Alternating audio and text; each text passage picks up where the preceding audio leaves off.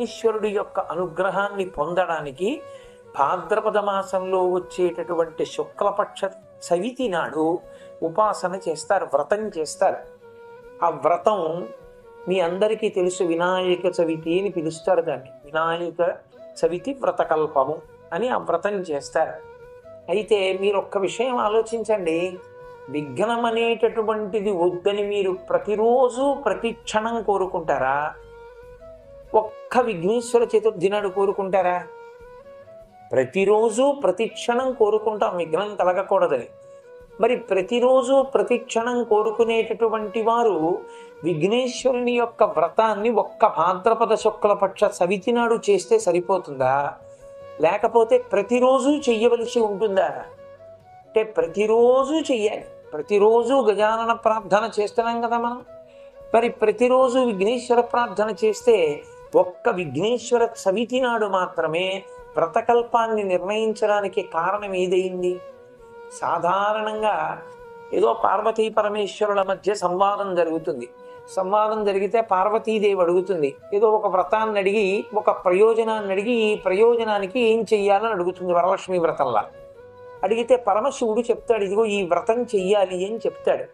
కానీ చిత్రం ఏమిటంటే ఒక్క విఘ్నేశ్వర వ్రతకల్పం మాత్రం, విఘ్నేశ్వర చవితి మాత్రం పార్వతీ పరమేశ్వరులు కూడా ఈ కారణానికి వచ్చింది, అందుకని ఈరోజు చెయ్యాలి అని పార్వతీదేవి అడిగితే పరమేశ్వర ముఖంగా లోకానికి వచ్చింది కాదు. విఘ్నేశ్వరానుగ్రహంగానే ఈ విఘ్నేశ్వర చవితి వ్రతకల్పం లోకానికి వచ్చింది. అందుకే 365 రోజులలో జరిగేటటువంటి వ్రతాలలో విఘ్నేశ్వర చవితి నాడు జరిగేటటువంటి వ్రతకల్పం ఒక్కటే ఒక ప్రఖ్యాతి వహించింది. అయితే నేను ఒక్క విషయం చెప్పడానికి మాత్రం కించిత్ బాధతో చెప్తున్నాను. భాద్రపద మాస శుక్లపక్ష చవితి నాడు విఘ్నేశ్వర చవితిని ఎలా చేసుకోవాలని శాస్త్రాలు చెప్తున్నాయో అందులో 99% మనం చెయ్యట్లేదు. ఇవాళ మనం చేసేటటువంటి వ్రతకల్పానికి, అసలు యథార్థంగా శాస్త్రంలో చెప్పబడిన వ్రతకల్పానికి చాలా దూరం. ప్రత్యేకించి ఈ తేడా ఎక్కడొస్తోంది అంటే, వ్రత కథ దగ్గరికి వచ్చేటప్పటికి విఘ్నేశ్వర చవితికి సంబంధించిన వ్రత కథలోకి ప్రవేశించినన్ని అక్కర్లేని విషయాలు ఇక ఏ వ్రత కథలోనూ లేవు. మిగిలిన వ్రత కథలన్నీ కూడా ఇంచుమించుగా శాస్త్రంలో చెప్పినట్టు, పురాణంలో చెప్పినట్టుగా ఉన్నాయి. కానీ ఒక్క విఘ్నేశ్వర చవితి వ్రతకల్పంలో చెప్పేటటువంటి కథ మాత్రం 100% ఇవాళ మారిపోయి, ఒకటి పురాణంలో ఉంటే ఇంకొకటి కథగా లోకంలో ప్రచారంలో ఉంది. ఇది దిద్దబడవలసినటువంటి అవసరం కూడా చాలా ఉంది. కాబట్టి ఆ విఘ్నేశ్వర వ్రతకల్పం ఎలా చెయ్యాలి, ఎందుకు చెయ్యాలి? అందుకే విఘ్నేశ్వర చవితిని బట్టే సంకర్షణహర చతుర్దశి, సంకష్టహర చతుర్దశి అనేటటువంటి పేరుతో మళ్ళీ ఇంకో వ్రతకల్పం వచ్చింది. దానికి ముందు వెనక వచ్చింది. ఒక్కొక్కచో ప్రతి నెల చేసే సంప్రదాయం కూడా వచ్చింది. అది ఎక్కడి నుంచి వచ్చింది, ఎందుకు వచ్చింది? అందున చాలా మీరు గమనిస్తే ఆశ్చర్యకరమైన విషయం ఒకటి లోకంలో ఉంది. శ్రీకాంతో మాతులో యస్య అని పేరు విఘ్నేశ్వరుడు. శ్రీ మహావిష్ణువు యొక్క మేనల్లుడు అని నమస్కారం చేస్తారు ఆయనకి. పార్వతీ పరమేశ్వరుల కొడుకు అని మొదటి నమస్కారం కాదు. శ్రీకాంతో మాతులో యస్య జననీ సర్వమంగళ, అప్పుడు అమ్మ పేరు చెప్తారు. సర్వమంగళ యొక్క కొడుకు, శ్రీ మహావిష్ణువు యొక్క మేనల్లుడు అని. శ్రీ మహావిష్ణువుకి విఘ్నేశ్వరుడికి ఉన్నంత దగ్గరి సంబంధం మీకు ఎక్కడా పురాణంలో ఏ ఇద్దరి మధ్య కలదు. అదొక చాలా ఆశ్చర్యకరమైన విషయం. మీరు విఘ్నేశ్వర చవితి నాడు చెప్పుకునేటటువంటి కథ స్యమంతకోపాఖ్యానం కూడా అంతగానూ విష్ణువుకి గణపతికి మధ్య జరిగినటువంటి ఆఖ్యానం. అసలు నిజానికి స్యమంతకోపాఖ్యానం అంతా అందులో వచ్చిన మలుపులు గుర్తు లేకపోతే వినాయక చవితి నాడు తప్పకుండా ఒక శ్లోకం చెప్పి పూర్తి చెయ్యాలి. ఆ శ్లోకం చెప్పకపోతే మీరు అసలు ఎందుకు వ్రతం చేస్తున్నారో, మీరేం కావాలని చేస్తున్నారో మీరు చెప్పడం కుదరదు. అది స్యమంతకోపాఖ్యానాన్ని అడ్డుపెట్టి ఆ శ్లోకం వస్తుంది. సింహో ప్రసేనమవధీహి సింహోజాంబవతాహతః అంటున్నాం. అసలు ఆ ఆఖ్యానం ఏమిటి, అసలు పురాణంలో యథార్థంగా చెప్పబడినది ఏమిటి? అసలు ఆ శ్లోకం ఎందుకు వచ్చింది?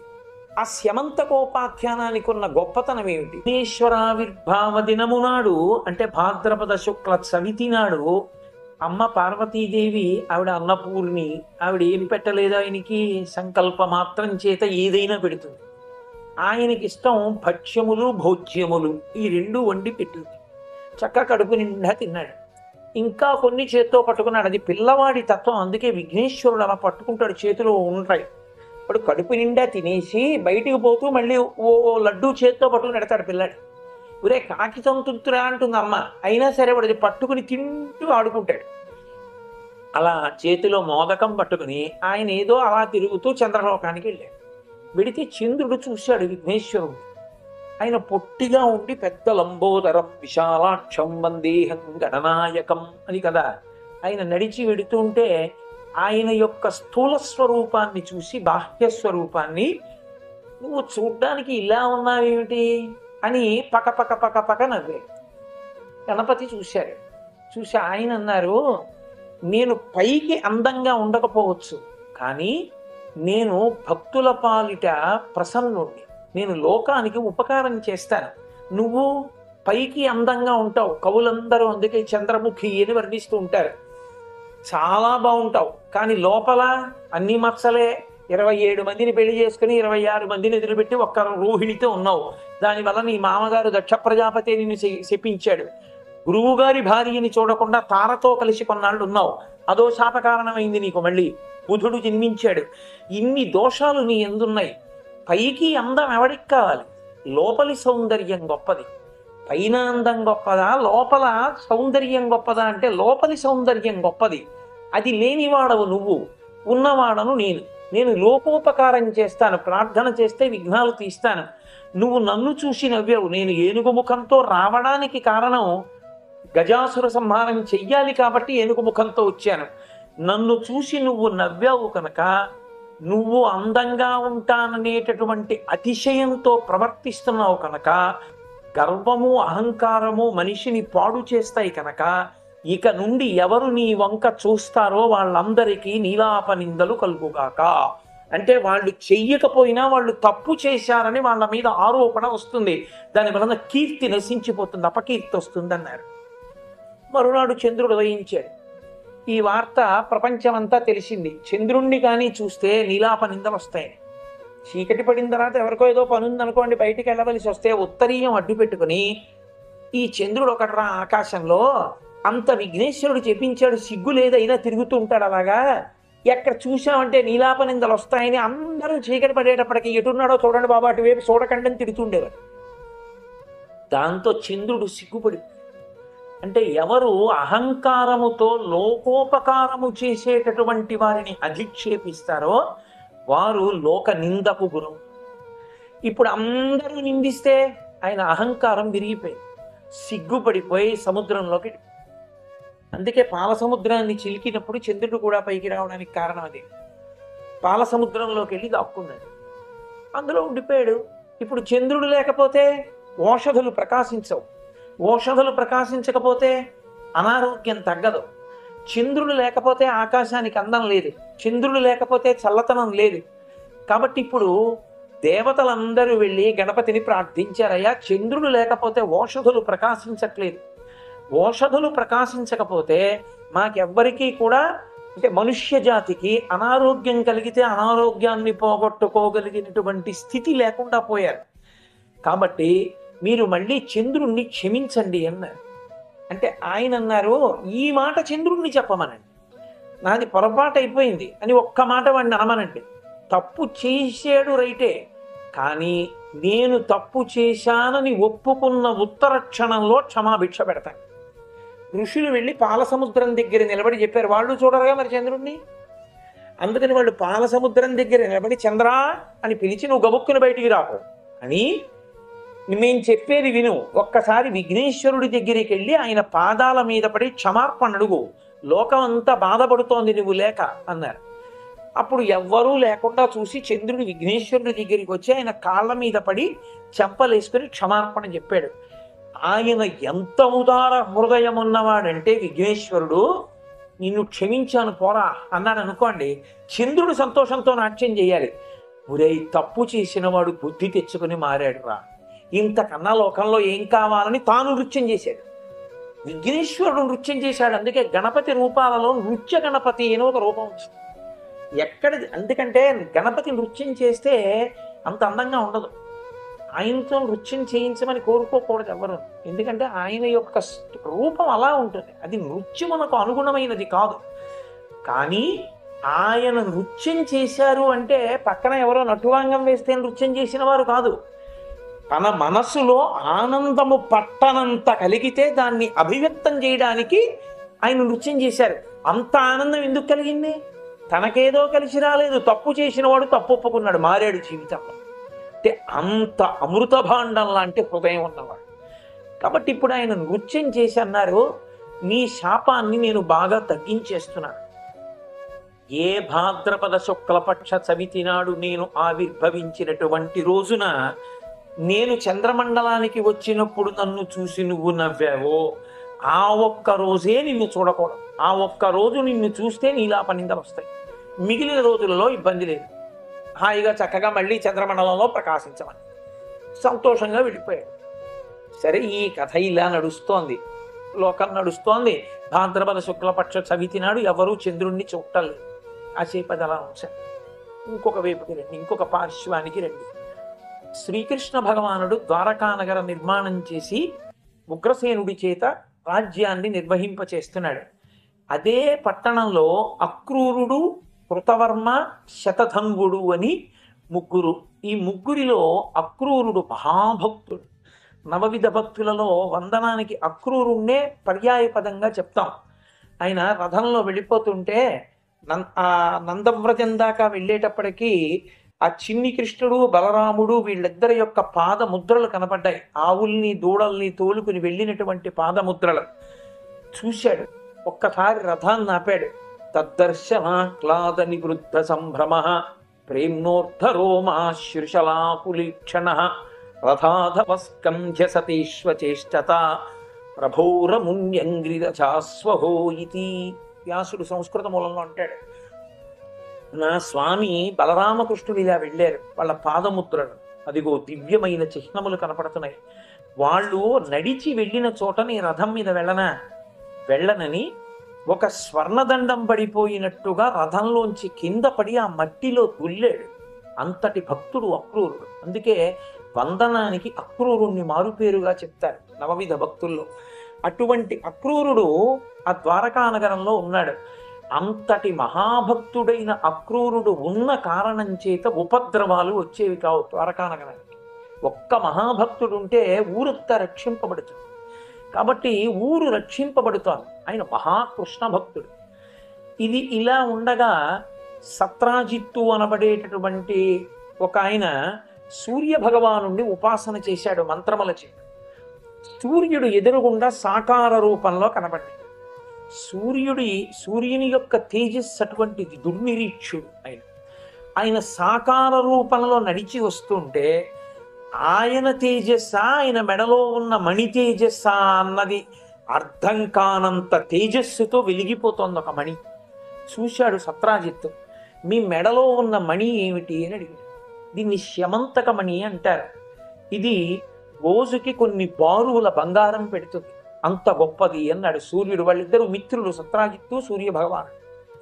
సత్రాజిత్ అన్నాడు, నాకు ఆ మణిని ఇచ్చేసేయమని. అంటే సూర్య భగవానుడు అన్నాడు, ఇది మణి, మీతో మొదట చెప్పా కదా, మణి మంత్రము ఔషధము అందరికీ సరిపో. ఈ మణి నీ దగ్గర ఉండడానికి యోగ్యం కాదు. ఎందుకంటున్నానంటే ఈ మణి ఎవరి దగ్గర ఉందో వారు నిత్య శౌచులై ఉండాలి, ఎప్పుడూ శౌచంతో ఉండాలి. శౌచం తప్పితే అపకారం చేస్తుంది. అందుకని నా మాట విని ఈ మణి అడక్కన్నాడు. కాదు, నాకు ఆ మణి కావాలి. అయితే తీసుకో, శౌచంగా ఉండు అని ఇచ్చేసాడు. తీసుకెళ్ళాడు, ఇంట్లో పెట్టుకున్నాడు. రోజు అది బారువుల బంగారం పెడుతోంది. చక్కగా బంగారం అంతా వృద్ధి పొందుతోంది. ఎవరికి ఐశ్వర్యం ఎక్కువైపోతూ ఉంటుందో వాళ్ళకి మిగిలిన లోకం యొక్క కనురాపుత ఉంటుంది. పైకి నమస్కారం పెడతారు కానీ అబ్బా ఎంత డబ్బండి అని కనురాపు తగిలేటట్టుగా, దృష్టి దోషం కలిగేటట్టుగా ప్రవర్తిస్తారు. కాబట్టి ఇప్పుడు ఆయన అన్నాడు, ఒక రోజున కృష్ణ భగవానుడు ఆ సత్రాజిత్తు దగ్గరికి వచ్చి, ఏదైనా సరే లోకంలో అత్యంత విలువైనటువంటిది కేవలముగా పృథివిని ఏలేటటువంటి రాజు దగ్గర ఉండాలి. నీ దగ్గర ఉంటే నీకొక్కడికే పనికొస్తుంది. ఇదే శమంతకమణి ప్రభువు దగ్గర ఉంటే ఆ బంగారం రాజ్యంలో అందరికీ వినియోగిస్తాడు అభివృద్ధికి. అందుకని ఆ శమంతకమణిని ప్రభువు ఉగ్రసేనుడికి ఇచ్చేయమన్నాడు. ఆయన అన్నాడు, నేను ఇవ్వను, ఈ మణి నా దగ్గరే ఉంచుకుంటాను అన్నాడు. కానీ ఆయన మనసులో ఒక అనుమానం పట్టుకు, కృష్ణుడు చిన్నతనం నుంచి దొంగతనం చేశాడని ఒక ఆరోపణ ఉంది కదా, బాల్యలీలలు ఆయనంతా చోరలీల, దొంగతనం చేస్తాడు. నన్ను మణి అడిగాడు, నేను ఇవ్వలేదు, వచ్చి ఈ మణి ఎత్తుకుపోతాడేమో అని భయం వేసి. ఆయనే పెద్ద మణి కృష్ణ భగవానుడు, ఆయనకి మణి ఆయన కర్మ, ఆయన ఎత్తుకెడతాడా? కానీ అకారణంగా భగవానుని యందు అపవిత్ర భావన కలిగి శౌచం పోయి, పైగా దానికి తోడు ఏం చేశాడు, తన తమ్ముడు ప్రసేనుణ్ణి పిలిచి, ఒరే ఇది నువ్వు మెడలో వేసేసుకోరా, ఎందుకైనా మంచిదని ఆయనకి ఇచ్చాడు. ఆయన దాన్ని మెడలో వేసుకున్నాడు. ఇప్పుడు మెడలో వేసుకున్నవాడు వేటకెళ్ళాడు. ఆ వేటకెళ్ళినప్పుడు ఏం చేశాడు, ఆ వెళ్ళినవాడు ఒక్కడు వెళ్లకుండా కృష్ణ భగవానుణ్ణి కూడా తీసుకెళ్ళాడు అని ఉంది పురాణంలో. కృష్ణుడు ప్రసేనుడు ఇద్దరు కలిసి వెళ్ళారు. ఇద్దరూ కలిసి వేటాడుతున్నారు. అది భాద్రపద మాస శుక్లపక్షమైన కారణం చేత తొందరగా చీకటి పడిపోతుంది. చీకటి పడిపోయింది. ఆ చీకట్లో వేటాడడంలో ఆ అరణ్యంలో చెట్ల దగ్గర ఇద్దరు విడిపోయారు. ఈలోగా ఆయనకి శరీర శోధన చేయవలసిన అవసరం వచ్చింది. ప్రసేనుడికి శరీర శోధనము అంటే శరీరం లోపల నిలవపడిపోయినటువంటి పదార్థాన్ని బయటికి పంపించడం. లోపల నీరు ఎక్కువైపోయింది అనుకోండి, ఆ నీటిని బయటికి వదిలిపెట్టేయాలి, మూత్ర రూపంలో విడిచిపెట్టవలసి వచ్చింది. అరణ్యంలో ఆయన ఆ శరీర శోధన చేశాడు. కానీ కాళ్ళు కడుక్కుని ఆచమనం చేయడానికి నీళ్లు లేవు.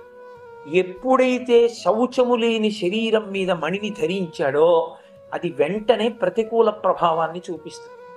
ఇప్పుడు ఒక సింహం వచ్చి ప్రసేనుణ్ణి చంపేసి ఆ మణి యొక్క కాంతి చూసి అది మాంసఖండం అనుకుని ఆ మణి పట్టుకుని వెళ్ళిపోతుంది. ఇప్పుడు అది మణి పట్టుకుని వెళ్ళిపోతుంటే కృష్ణ భగవానుడు ఈ ప్రసేనుడి కోసం వెతికాడు. ఏదో బాగా చీకటి పడిపోయింది. ఆ వెతకడంలో ఎటున్నాడని తలెత్తి చూడడంలో చంద్రుడు కనపడ్డాడు. అన్నీ తెలుసున్నవాడైనా కృష్ణుడు ఏమీ తెలియని వాడిలాగే ప్రవర్తిస్తాడు లోకం కోసం. అందుకని తనకి భాద్రపద శుక్ల చవితి నాడు చంద్రుణ్ణి చూడకూడదన్న విషయం తెలియని వాడిలాగే ఉన్నాడు. అలాగే అనుకోవాలి మీరు కథ చదివినప్పుడు. కాబట్టి చంద్రుణ్ణి చూశాడు, ఇంటికి వెళ్ళిపోయాడు, ప్రసేనుడు కనపడలేదని. ఇక్కడ సింహం ఈ ప్రసేనుణ్ణి చంపేసి ఆ శమంతకమణిని తీసుకెడుతోంది. అదే సమయంలో జాంబవంతుడు మీరు రామాయణాన్ని పరిశీలిస్తే జాంబవంతుడు బ్రహ్మగారి అంశలో వచ్చాడు. దేవతలందరినీ రామచంద్రమూర్తికి ఉపకారం చెయ్యమంటే వాళ్ళ అంశలలో వానరుల్ని సృజించారు. చతుర్ముఖ బ్రహ్మగారు ఆవలించారు. ఆవలిస్తే ఆయన నోట్లోంచి బయటపడ్డాడు జాంబవంతుడు. సృష్టికంతటికి పెద్దవాడు బ్రహ్మగారి అంశలో వచ్చినవాడు జాంబవంతుడు. అందుకే జాంబవంతుడికి పెద్దరికం. అందుకే ఆయన త్రేతాయుగంలో రామచంద్రమూర్తితో ఉన్నవాడు త్రేతాయుగం అయిపోయి ద్వాపరయుగం వచ్చి కృష్ణ భగవానుడు వచ్చినప్పుడు కూడా ఉన్నాడు. అంతే బలంతో, అంత బలంతోనూ ఉండి అంత వృద్ధుడైపోయాక ఆయన ఆ సింహాన్ని చంపి ఆ శమంతకమణిని దాని నోట్లోంచి తీసి తను పట్టుకెళ్ళి ఊయలలో ఒక పిల్లవాడు పడుకునున్నాడు, జాంబవంతుని యొక్క కొడుకు. ఆ కొడుకు పడుకున్న చోట పైన ఆ మణిని ఆట వస్తువుగా కట్టాడు. అంటే దాని కాంతి చూస్తే కళ్ళు బయర్లు కమ్ముతాయి. కళ్ళు బయర్లు కమ్మేటంతటి కాంతి కలిగిన శమంతకమణిని ఆట వస్తువుగా కట్టాడంటే పైన అంత దగ్గరగా చూడ్డానికి ఒక పసిపిల్లవాడికి జాంబవంతుడి కొడుకు ఎంతటి బలవంతుడో మీరు ఆలోచించండి. ఆ వయస్సులో జాంబవంతుని కుమార్తె ఉంది జాంబవతి. చాలా చోట్ల ఏమని రాశారంటే ఆ ఊయలలో ఉన్న పిల్ల జాంబవతి అని రాశారు. మణిని పిల్లని ఇచ్చాడు కృష్ణుడికని. అంత పసిపిల్లని ఊయల్లో ఊపుతున్న దాన్ని కృష్ణుడికి ఇచ్చి పెళ్లి చేసుకోమంటే ద్వారకా నగరానికి తీసుకెళ్ళి ఎలా పెళ్లి చేసుకుంటాడు? అసలు కృష్ణుడు ఎలా పుచ్చుకుంటాడు, ఎలా పెళ్లి చేసుకుంటాడు, ఎలా అష్టమహిషుల్లో ఒకటవుతుంది? అసలు కృష్ణుడు ధర్మాన్ని నేర్పిన వాడు లోకంలో పసిపిల్లని తీసుకెళ్లి పడుకోబెట్టి తాళి కడతాడా? అని అర్థం ఉందా కథకి? ఊయలలో ఊగిన పిల్ల జాంబవతి కాదు. జాంబవతి పెద్దది, అప్పటికి యవ్వనంలో ఉంది. జాంబవంతుని యొక్క కుమార్తె, ఆమె ఊయల ఊపుతో, ఊయలలో జాంబవంతుని కొడుకున్నాడు. ఈలోగా ఆ శుక్లపక్ష చవితి నాడు ఆ చంద్రుణ్ణి చూశాడు కృష్ణుడు. నీలాపనిందలు వచ్చాయి. కృష్ణుడే ఆ స్యమంతకమణిని అపహరించాడు, ప్రసేనుణ్ణి సంహరించాడు అని. ఈ నింద ఎలా బాపుకోవాలి? అందుకని ఆయన అన్నాడు, అందరినీ తనతో రమ్మని, రండి మనందరం వెతుకుదాం అన్నాడు. అంటే వాళ్ళు అన్నారు, అమ్మో ఇలాగే చెప్తాడు, చిన్నప్పటి నుంచి కృష్ణుడికి ఇదే అలవాటు, వెతుకుదాం రమ్మని మనందరినీ కూడా అడవిలోకి తీసుకెళ్లి చంపేస్తాడు సాక్ష్యాలు లేకుండా, అందుకని ఎవరు వెళ్ళకండి. సరే కొంత దూరం వెళ్ళారు. వెళ్ళిన తర్వాత ఎవరో పాపం కొంతమంది ఉంటారు కదా ఉత్సాహం ఉన్నవాళ్ళు, అవసరం ఉన్నా లేకపోయినా ఎక్కడో ఎవరో పడిపోయారంటే గవ్వ అక్కడికి వెళ్ళిపోతారు, గుళ్ళోకి వెళ్ళినా వెళ్ళకపోయినా. అందుకని ఆ వెంట వెళ్ళే వాళ్ళు ఉంటారు. వెళ్ళారు వాళ్ళు, కృష్ణుని యందు అనురక్తి కలిగిన వాళ్ళు వెళ్ళి చూశారు. చూస్తే ఒక చోట ప్రసేనుని కళేబరం కనపడి, అక్కడ పులి యొక్క అడుగు జాడలు, ఆ సింహం యొక్క అడుగు జాడలు కనపడ్డాయి. మరికొంత దూరం వెళ్ళేటప్పటికీ సింహము యొక్క పాదముద్రలతో పాటు భల్లూకము యొక్క పాదముద్రలు కనపడ్డాయి. ఇక సింహం పాదముద్రలు కనపడలేదు, భల్లూకం పాదముద్రలు కనపడ్డాయి. ఇప్పుడు సింహాన్ని భల్లూకం చంపేసింది కాబట్టి భల్లూకం ఎటిళ్ళిందో తిడదాన్ని రండి అన్నాడు కృష్ణుడు. వాళ్ళన్నారు, మాకన్నా వెర్రి వాళ్ళు ఎవరూ నీకు దొరకలేదా అన్న. ఏమన్నాడు ఆయన, సింహాన్ని భల్లూకం చంపేసిందా, అందుకని భల్లూకం అడుగుజాడలు పట్టుకుని ఎడదామా? లోకంలో భల్లూకాన్ని సింహం చంపుతుందా, సింహాన్ని భల్లూకం చంపుతుందా? అంటే మమ్మల్ని అందరినీ కూడా తీసుకెళ్ళి ఆ గోలోకి తీసుకెళ్ళి ఎక్కడో పెట్టేద్దాం అనుకుంటున్నావా? మేము రాను నీతో అని ఖచ్చితంగా ఇతనే చంపేశాడు ప్రసేనుడిని. అందుకే ఇంత గొప్ప కట్టు కథ సృష్టించాడు. భల్లూకంట సింహాన్ని చంపేసింది, దాని అడుగులట్టుగా మనం వెళ్ళాలట. వెడితే అది ఎక్కడో గుహలోకి ఎడుతుందంటే మనం కూడా గుహలో దూరాలట, దూరి వెతకాలట. ఏమైనా అర్థం ఉందా ఈ మాటలకి? వెళ్ళకండి. ఆయనకి నీలాపనిందలు మరింత ఎక్కువైపోయి, ఏది సత్యాన్ని ప్రకటన చెయ్యాలనుకున్నాడో అది చేయించలేకపోగా కొత్త దోషాలు వచ్చాయి.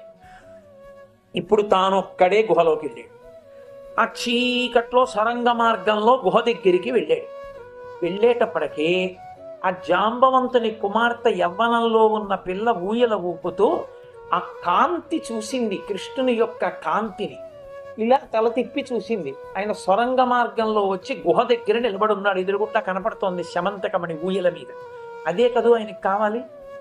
కాబట్టి ఇప్పుడు శమంతకమణి కోసం తొందరపడి వచ్చేస్తాడేమో, మా నాన్న లోపల ఉన్నాడు చంపేస్తాడు, ఇంత అందంగా ఉన్నాడు నీలమోహన స్వరూపుడై అని వెంటనే ఆ పిల్లకి ఆయన యందు అనురక్తి కలిగింది. కృష్ణుని యందు అనురక్తి ఎవరికి కలగదు? అనురక్తి కలిగింది. అనురక్తి కలిగి రాకు, మా నాన్న చంపేస్తాడని చెప్తే ప్రమాదం వస్తుంది, ఎవరు మీ నాన్న అని అడుగుతాడేమోనని కృష్ణుడికి అర్థమయ్యేటట్టు, పిల్లవాడి మీదకి జోలపాడుతున్నట్టు ఆ శమంతకమణి అక్కడికి ఎలా వచ్చిందో కృష్ణుడికి అర్థమయ్యేటట్టు ఒక శ్లోకం చెప్పవధీహి సింహో జాంబవతాహతః సుకుమార కమారోధీహి తవ హేషా శమంతకః అంది. పిల్లాడి వంక చూసి పిల్లాడికి చెప్తూ పాడుతున్నట్టు చెప్పింది. సింహ ప్రసేనమవధీహి, ఓ పిల్లాడా, సింహం ప్రసేనుణ్ణి సింహం చంపేసింది. ఆ సింహాన్ని సింహో జాంబవతాహతః, సింహాన్ని జాంబవంతుడు చంపేశాడు. ఆ జాంబవంతుడు ఈ శమంతకమణి పట్టుకొచ్చి ఆడుకోవడానికి తమ్ముడా నీకేశాడు ఊయల మీద. సుకుమార కమారోధీహి, సుకుమారక అంటే ఓ చిన్న పిల్లాడా నువ్వు ఏడవకు, తమ ఏషా శమంతకః, నీకోసమే ఈ శమంతకమణిని వేశాడు జాంబవంతుడు అని. ఇది విన్నాడు కృష్ణుడు. ఓహో ఇలా వచ్చిందనమాట ఈ శమంతకం ఇక్కడికి, లోపల జాంబవంతుడు ఉన్నాడన్నమాట. ఈ పిల్ల నాయందు మరులుకుంది, నేను ఎక్కడ జాంబవంతుడి చేతిలో మరణిస్తానోనని నేను అడగకపోయినా పిల్లవాణ్ణి ఊయల ఊపుతున్నట్టుగా నాకు కథంతా చెప్పింది. ఆ సైగ బట్టి లోపల వాళ్ళ నాన్న ఉన్నాడని అర్థమవుతోంది అని గ్రహించాడు. లోపలికి వెళ్ళి ఈ మణి తీసుకుంటే తప్ప నా నీలాప నిందలు తొలగవని ఆ మణిని తీసుకునే ప్రయత్నం చేస్తున్నాడు. చేస్తూ ఉండగా ఆ జాంబవంతుడు రాని వచ్చాడు. జాంబవంతునికి ఆ కృష్ణ భగవానుడికి 21 రోజుల యుద్ధం జరిగింది. ఎందుకని? ఆయన రామావతారంలో ఉన్నప్పుడు ఆయన యొక్క ఆలింగన సుఖాన్ని అనుభవించినటువంటిది ఒక్క సీతమ్మ తల్లి. అది వేరొకరికి దక్కేది కాదు. ఆయన అందం అటువంటిది. పుంసామోహన రూపాయ పుణ్యశ్లోకాయ మంగళం. మగవాళ్ళు ఏమిటి, ఋషులే మనసు పారేసుకున్నారు ఆయన్ని చూస్తే. కాబట్టి ఆయనతో తిరిగిన జాంబవంతుడు ఆయన్నో కోరిక కోరాడు. ఆయనతో కలిసి మల్ల యుద్ధం చేస్తే ఆయన్ని పట్టుకోవచ్చు, గట్టిగా కౌగిలించుకోవచ్చని, నీతో నాకు మల్ల యుద్ధం చెయ్యాలనుంది అన్నాడు. ఆయన శరీరాన్ని బాగా పట్టుకోవచ్చు. అంటే రామచంద్రమూర్తి గ్రహించి అన్నారు, ఈ అవతారంలో నీతో నేను యుద్ధం చేయను, ఎందుకని నువ్వు నా అనుమాయివి, నీతో యుద్ధం చేయకూడదు, సరదాకి కూడా చేయకూడదు ఆ పని, వచ్చే అవతారంలో నీ ముచ్చట తీరుస్తానన్నారు. అందుకని కృష్ణావతారంలో జాంబవంతుడి కోరిక తీర్చి 21 రోజుల యుద్ధం తర్వాత కృష్ణుడి బలం పెరిగిపోతోంది, జాంబవంతుడి బలం తరిగిపోతోంది. అప్పుడు గ్రహించాడు, నాతో 21 రోజుల యుద్ధం చేసి నన్ను నిగ్రహించగలిగిన మహాత్ముడు ఎవరిని తేరిపారి చూశాడు. కృష్ణునికి రామునికి అభేదగోచరం. ఓ, నాకు ఆ రోజు ఇచ్చిన మాట నిలబెట్టడానికి నా రామచంద్రమూర్తి కృష్ణావతారంగా వచ్చారు అని సంతోషించి ఆయన పాదముల మీద పడి ఆ స్యమంతకమణిని యవ్వనంలో ఉన్న తన కుమార్తె జాంబవంతిని కృష్ణ భగవానుడికి ఇచ్చాడు. ఇప్పుడు జాంబవతిని తీసుకుని ద్వారకా నగరానికి వచ్చిన కృష్ణ పరమాత్మ ఆ జాంబవతిని వివాహం చేసేసుకుని ఆ స్యమంతకమణి తను తీసుకోవచ్చు. శమంతకమణి తీసేసుకుని ఉంటే ఏమో కథ ఆగిపోయేది, శమంతకోపాఖ్యానం అక్కడే మలుపులు తిరిగింది. ఎందుకని? నీలాపనిందలు ఉండిపోయే వినాయక చవితి వ్రతం జరగలేదు, ఎలా ఆగుతుంది? ఇంకా పెరుగుతూ పెడుతుంది. ఆయన శమంతకమణి పట్టుకెళ్ళి సత్రాజిత్తుకి ఇచ్చేసి ఇదిగోనయా, ఈ శమంతకమణి నేను అపహరించానని కదా నువ్వు అన్నావు, ప్రసేనుణ్ణి సింహం చంపింది, సింహాన్ని జాంబవంతుడు చంపాడు, జాంబవంతుణ్ణి ఓడించి ఇదిగో నేను తెచ్చాను, ఇదిగో వాళ్ళ అమ్మాయి జాంబవతి వివాహం చేసుకుంటున్నాను, నువ్వు ఉంచేసుకో అని ఇచ్చేసాడు. సత్రాజిత్ అన్నాడు, తెలియక మీ మీద ఇన్ని నిందలు వేశాను, నాదే తప్పు, కాబట్టి మీరు మా అమ్మాయి సత్యభామని కూడా పెళ్లి చేసుకోండి అని సత్యభామని శమంతకమణి ఇచ్చాడు. కృష్ణుడు శమంతకమణి పుచ్చుకోలేదు. ఆయన అన్నాడు, నాకెందుకు శమంతకమణి, నీకున్నది ఎంతమంది సంతానం, ఒక్కతే కూతురు, నేను ఒక్కడే అల్లుడు, కాబట్టి నీ దగ్గర ఉన్నదంతా ఎవరికి వస్తుంది, నాకేగా వస్తుంది, మణి నాకెందుకు, మళ్ళీ ఏదో నీలాపనింత తప్ప నీ దగ్గరే ఉంచుకో.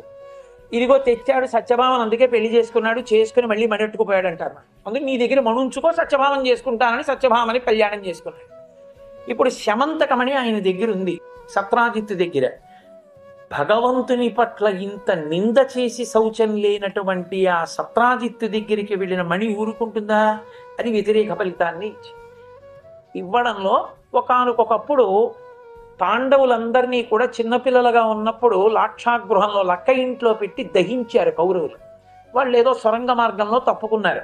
కృష్ణుడికి తెలుసు వాళ్ళు చనిపోలేదని, కానీ ఏదో లోకాచారంగా ధృతరాష్ట్రుణ్ణోసారి పలకరించి ఏదో పాండవులు నిజంగా మరణించారన్నట్టుగా పరామర్శ చేయడానికి ఆయన బలరాముడితో కలిసి హస్తినాపురానికి వెళ్ళాడు. ఇక్కడ ఒక విచిత్రం జరిగింది. అక్రూరుడు, శతధన్వుడు, కృతవర్మ అని ముగ్గురు ఉన్నారని నేను మీతో మనవి చేశాను.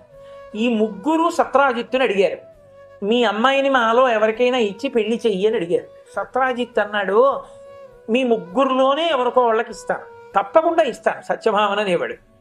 అకస్మాత్తుగా ఏం చేశాడు, ఆ శమంతకమణిని తీసుకొచ్చిన కృష్ణుడికి సత్యభామని ఇచ్చి పెళ్లి చేశాడు. ఇది కడుపులో కక్ష ఉంది ముగ్గురికి ఉండడంలో. కృష్ణుడు ఊళ్ళో లేడు. ముగ్గురు కలిసి మాట్లాడుకుని ఇదే అవకాశం, సత్రాజిత్తుని చంపేసి శమంతకమణి ఎత్తుకుపోదాం. భక్తి ఎందు ఉత్థాన పతలములుంటాయి. అక్రూరుడంతటి వాడికి బుద్ధి పుట్టింది. ముగ్గురు కలిసి కుట్ర చేశారు, కానీ చంపడానికి చేతులు అక్రూరుడికి రాలేదు, ఆయన భక్తి ఆపింది. శతధన్వుడు సత్రాజిత్తుని చంపేశాడు. చంపేసి శమంతకమణిని పట్టుకొచ్చి చంపడం వరకు చంపేశాడు. కృష్ణుడు గుర్తొచ్చాడు. ఇవాళ కాకపోతే రేపు వస్తాడు, ఊరుకుంటాడు, వెతికి పట్టుకోడు. ఎందుకైనా మంచిది శమంతకమణి మన దగ్గర ఉంటే మరీ ప్రమాదం అని అక్రూరుడి దగ్గర పెట్టి తను అడవుల్లోకి పారిపోయాడు. సత్యభామ ఈ వార్త కృష్ణుడికి పంపించింది, మా నాన్నగారిని చంపేశారు ఇక్కడ, నువ్వు లేనప్పుడు వెంటనే రావాలని. కృష్ణుడు వెనక్కి వచ్చాడు. ఎక్కడున్నాడు, ఎవరు చంపారు విచారణ చేశాడు. శతధన్వుడు చంపేశాడని తెలిసింది.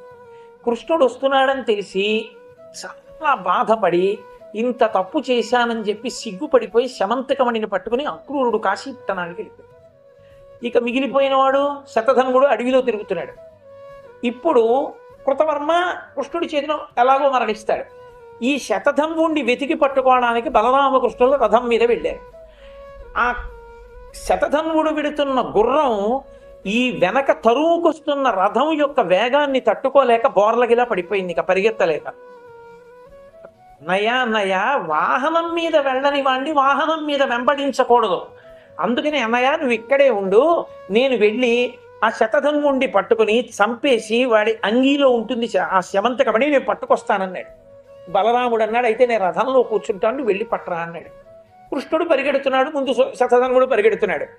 బలరాముడికి కనపడేటట్టు ఉంటారేంటి, ఆ పరిగెత్తడంలో దూరంగా పొదల్లోకి వెళ్ళిపోయారు. ఇద్దరికి యుద్ధం జరిగింది. కృష్ణుడు శతధన్వుడిని చంపేశాడు. ఒళ్ళంతా వెతికాడు, ఏది శాంతకమణి లేదు. అక్రూరుడు పట్టుకెళ్ళిపోయాడు. ఇప్పుడు వెనక్కి వచ్చి బలరాముడితో అన్నాడు, అన్నయ్య అన్నయ్య శతధన్వుడిని చంపేశాను, మణి లేదన్నయ్య అన్నాడు. అంటే బలరాముడు అన్నాడు, చిన్నప్పటి నుంచి నీది ఇదే బుద్ధి, నాకు తెలీదా? అంటే శమంతకమణిని ఎక్కడో దాచేశావు, దాచేసి నేను కూడా భాగం అడుగుతానేమో బంగారాన్నని నువ్వు అక్కడివే అనుభవిద్దామని ఎక్కడో దాచావు. దాచి నా దగ్గరికి వచ్చి అక్కడ లేదన్నయ్యా అని నంగి మాటలన్నీ మాట్లాడుతున్నావు. నీలాంటి తమ్ముడితో కలిసి ఏ అన్నా బతకలేడు, నే రాను ద్వారకా నగరానికని తాను తీర్థయాత్రకు వెళ్ళి ఇంటికి తిరిగి వచ్చాడు. ఇంటికి తిరిగి వస్తే పోని సత్యభామ జాంబవతి ఓదార్చలేదు. సత్యభామ అంది, మా నాన్నగారు కదా శమంతకమణిని ఇచ్చారు, నన్నిచ్చి పెళ్లి చేస్తూ, శమంతకమణిని ఇప్పుడు తను ఉంచుకుంటే అసలు నిజంగా ప్రసేనుణ్ణి చంపి సింహాన్ని చంపినప్పుడు పట్టుకెళ్ళిన జాంబవంతుడు ఇచ్చాడన్న మాట పోయిందిగా. ఆ సత్రాజిత్తే ఇచ్చాడంటారు కృష్ణుడికి. అసలు జాంబవంతుడు మొదట ఇచ్చాడు మణిని, అతని కీర్తి పోతుంది అని జాంబవతి నొచ్చుకుంటుందేమో అని మా నాన్నకి ఇచ్చినట్టుగా ఇచ్చి మా నాన్నని చంపించేశాడు కృష్ణుడే అని భార్యే నీలాపనింద వేసింది. అన్న నీలాపనింద వేశాడు. జాంబవతి అంది, అసలు మణి ఇచ్చినవాడు మా నాన్న. మా నాన్న మణి ఇచ్చినప్పుడు, నన్ను మణిని ఇచ్చినప్పుడు నన్ను వివాహం చేసుకుని ఇంట్లో పెట్టచ్చుగా, పట్టుకెళ్ళి తగుదునమ్మా అని అక్కడ ఇచ్చి మళ్ళీ సత్యభావం తేవడం ఏమిటి? అంటే నాకన్నా ముందు సత్యభావం మీద మనసుంది, అందుకు తెచ్చాడు మా నాన్న దగ్గర మణి. నాకు సవతిని తేవడమే కాకుండా సత్రాజిత్తు మణి ఇచ్చాడని సత్యభామకి కీర్తి తేవడానికి అక్కడి నుంచి మణి వచ్చినట్టుగా ఇప్పుడు మళ్ళీ పట్టుకొస్తున్నాడు. ఎక్కడో దాచాడు, అదును చూసి పైకి తీసుకొస్తాడు. మా నాన్నకి కీర్తి లేకుండా చేయడానికి, నన్ను మోసగించడానికి ఇలా చేశాడని జాంబవతి విముఖురాలయ్యింది. అటు జాంబవతి మాట్లాడదు, ఇటు సత్యభామ మాట్లాడదు, అటు బలరాముడు వెళ్ళిపోయాడు. ఎక్కడికి వెళ్ళినా దొంగ దొంగ దొంగ అంటున్నారు కృష్ణుణ్ణి. ఏమిట్రా ఈ నీలాపనిందలు ఇలా పెరిగిపోతున్నాయి, రోజు రోజుకి ఎంత ప్రయత్నం చేసినా తగ్గట్లేదు. నీ ప్రయత్నం చేసి ఇలా మబ్బులు విడినట్టుండడం, మళ్ళీ కమ్ముకోవడం ఏమిటి అల్లరి అని బాధపడితే ఒకరోజు నారద మహర్షి వచ్చాడు. కృష్ణ, నీకు తెలియంది కాదు, అయినా లోక మర్యాదకి చెప్తున్నా, ఎంత భగవదవతారమైనా నీలాపనిందలు ఎందుకు కమ్ముకున్నాయో తెలుసా? నువ్వు ప్రసేనుడితో కలిసి వేటకి వెళ్ళిన రోజు భాద్రపద శుక్ల చవితి, ఆ రోజున నువ్వు ఆకాశంలో చంద్రబింబాన్ని చూశావు. విఘ్నేశ్వరుడు భాద్రపద శుక్ల చవితిని మాత్రం మినహాయించలేదు. నీలాపనిందలు ఆ ఒక్కరోజే ఉంటాయని నృత్య గణపతిగా 364 రోజులు మినహాయించాడు. కాబట్టి నీకు నీలాపనిందలు వచ్చాయి. ఇవి పోవాలంటే నువ్వు విఘ్నేశ్వర చవితి వ్రతం చేయమంటే. అప్పుడు శుక్లపక్ష కృష్ణపక్షములలో చేశాడు. అందుకే సంకటం పోవాలి కాబట్టి సంకట నివారణ చవితి అని ఒక చతుర్థి 2 పక్షాల్లోనూ చేశాడు.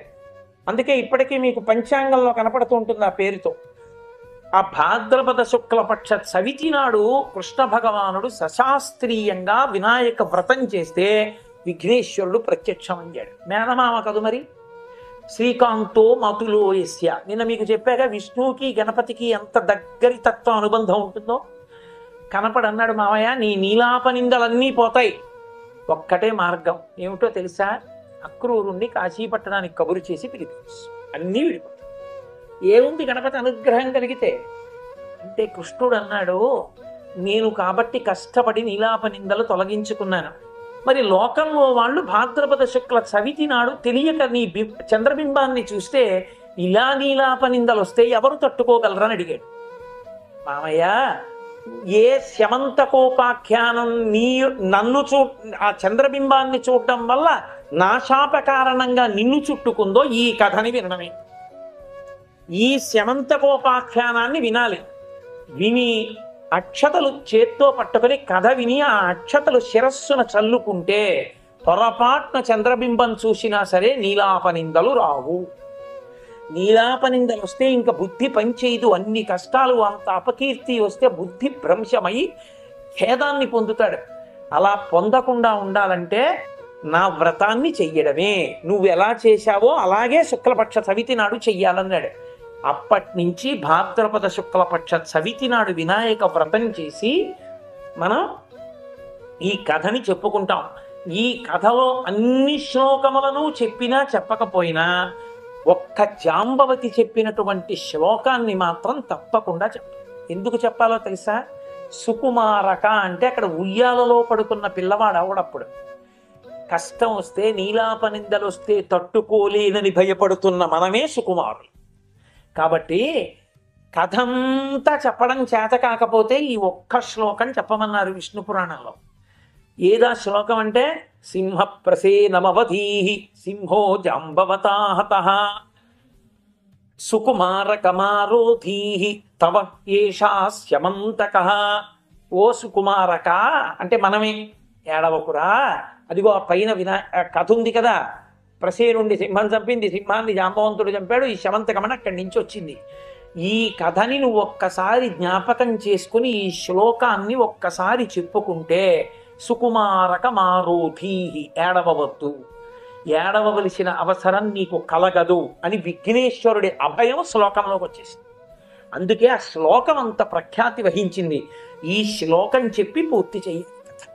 ఈ శ్లోకం చెప్పుకుని అప్పుడు అక్షతలు తీసి తల మీద చదువు. సుకుమారకమారోధీ తవ ఏషా శమంతక. ఇప్పుడు శమంతకము నీదవుతుంది. అంటే హాయిగా సుఖంగా సంతోషంగా ఉండగలం. అప్పుడు కృష్ణుడు ఏం చేశాడు? విఘ్నేశ్వరుడి ఆజ్ఞ మేరకి కాశీ పట్టణానికి కబురు చేశాడు అక్రూరుడికి. అక్రూరుడు మహాభక్తుడు, నిత్య శౌచంతో ఉంటాడు. అందుకని శమంతకమని ఆయన ఏం చేయలేదు. చక్కగా బంగారం పెట్టేది, ఈ బంగారంతో యజ్ఞాలు చేస్తున్నాడు, యాగాలు చేస్తున్నాడు, అన్నదానం చేస్తున్నాడు. కాశీపట్టణం మహాప్రఖ్యాతితో సంతోషంగా ఉన్నారు. కృష్ణుడు కబురు చేశాడనేటప్పటికీ మహాభక్తుడు కాబట్టి అక్రూరుడు పరుగు పరుగున వచ్చి కృష్ణుడి కాళ్ళ మీద పడి క్షమార్పణ చెప్పాడు.